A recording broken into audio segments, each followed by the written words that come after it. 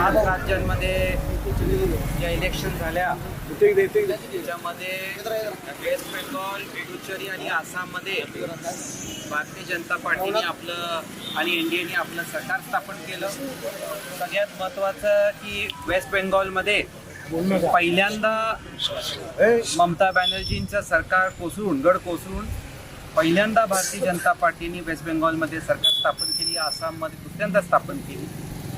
केरळ आणि तामिळनाडूमध्ये आपल्याला चांगलं मतदाची टक्केवारी मिळाली आणि या अतिशय चांगल्या निकालाबद्दल सगळ्या जनतेचे आम्ही आभार व्यक्त करतो. माननीय देशाचे पंतप्रधान नरेंद्र मोदी साहेबांचं, राष्ट्रीय अध्यक्ष साहेबांचं, अमित शाह साहेबांचं आणि आपल्या राज्याचे मुख्यमंत्री देवेंद्र फडणवीस साहेब हे पण स्वतः प्रचार तिथे गेले होते. या सगळ्यांचं मी अभिनंदन करतो. भारतीय जनता पार्टीने एक चांगला निकाल दिला आणि अशीच भारतीय जनता पार्टीची वाटचाल येत्या काळात राहील अशी अपेक्षा व्यक्त करतो आणि सगळ्यांचं परत अभिनंदन.